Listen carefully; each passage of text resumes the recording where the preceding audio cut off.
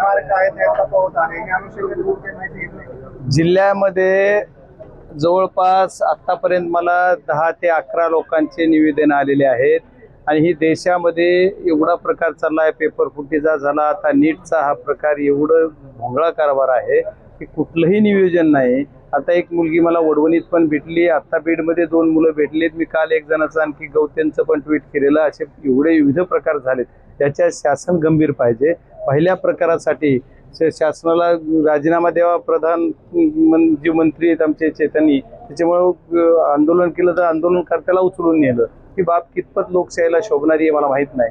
आता एक प्रकार होतो का नाही, आमच्याकडे नीटमध्ये बीड जिल्ह्याच्या काही पोरांचे किंवा काही पालकांचे संबंध त्या लातूरवाल्यांशी पुण्यावाल्यांशी जोडून तिथं सुद्धा आमचा संबंध आला. म्हणजे बीड जिल्हाच नसला तरी पण देशाचा विषय, हे देशाच्या पातळीवर हे विषय निर्णय लागला पाहिजे. याच्यासाठी आवाज येणाऱ्या आता उद्याचा अधिवेशन निघालोय तिथं मी 100% उचलणार.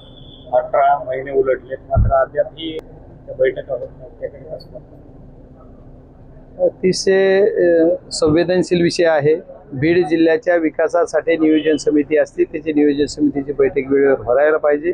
आणि ती मला वाटतं काल का काय होणार होती, शनिवारीच, एक खाजगीतला विषय होता, पण ती का पोस्टपोन झाली हे काय मला आणखी कळालं नाही. पण खाजगीतलं जरी बोलायचं म्हणलं, पारदादांची काहीतरी साखरपुडा वगैरे आहे, त्याच्यात गडबडीमध्ये असल्यामुळे एखाद्या वेळेस राहील असं म्हणतात.